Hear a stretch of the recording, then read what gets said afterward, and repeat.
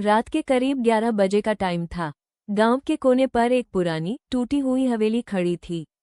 लोग यूज काली हवेली बोलते थे। कोई भी वहां रात में नहीं जाता था। कहते थे वहां से रात को रोने की आवाज आती है, कभी हंसी, कभी पैर घसीटने की आवाज। एक दिन रवि और उसके 3 दोस्त अमन, सुरेश और दीपक ने डिसाइड किया कि वो सच जान के रहेंगे।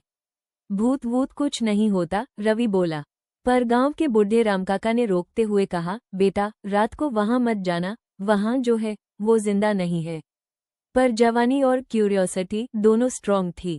रात 12 बजे वो चारों टॉर्च लेके हवेली के गेट पर पहुंच गए। गेट आधा टूटा हुआ था। अंदर जाते ही ठंडी हवा का झोंका आया। दीपक बोला, एसी चल रहा क्या अंदर? सब हंस दिए, पर हंसी ज्यादा देर नहीं टिकी। अंदर मकड़ी के जाले, पुरानी तस्वीरें और टूटे फर्नीचर पड़े थे। एक पुरानी घड़ी दीवार पर लटक रही थी, पर उसकी सुई चल रही थी, टिक टिक टिक।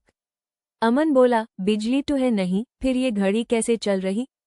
तभी ऊपर से किसी के चलने की आवाज आई। थक थक थक। सब एक दूसरे को देखने लगे। पहली डरावनी चीज सुरेश ने हिम्मत करके बोला, चलो ऊपर चलते हैं। जैसे ही वो सीढ़ी चढ़ने लगे, नीचे हॉल में राखी कुर्सी अपने आप हिलने लगी।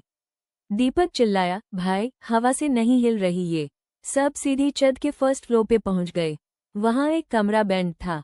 दरवाजे पे पुराना ताला लगा था, पर अंदर से किसी लड़की की हल्की सी रोने की आवाज आ रही थी। रवि ने ताला तोड़ दिया। फेयरफुल फेस कमरे के अंदर कमरा पूरा अंधेरा था। टॉर्च जलाई तो एक पुराना पलंग दिखा और उस पर सफेद कपड़े में कोई बैठा हुआ। कौन है? रवि बोला। वो धीरे धीरे खड़ा हुआ, पर उसका चेहरा नहीं दिख रहा था। तभी टॉर्च ब्लिंक हुई और जब लाइट वापस आई, पलंग खाली था। दीपक पीछे मुड़ा और जोर से चीखा। वो सफेद कपड़े वाली औरत उसके बिल्कुल पीछे खड़ी थी। उसकी आंखें काली, मुंह से काला पानी जैसा कुछ निकल रहा था और गर्दन टेढ़ी। खोपड़ी सच्चाई औरत धीरे से बोली, तुम लोग यहाँ क्यों आए हो? अमन रो गया, हम बस देखने आए थे। औरत हवा में उठ गई और छत से लटक गई उल्टा। फिर उसकी आवाज बदल गई, यहाँ जो आता है वो वापस नहीं जाता। तभी रवि को दीवार पर एक पुरानी फोटो दिखी, उसी औरत की।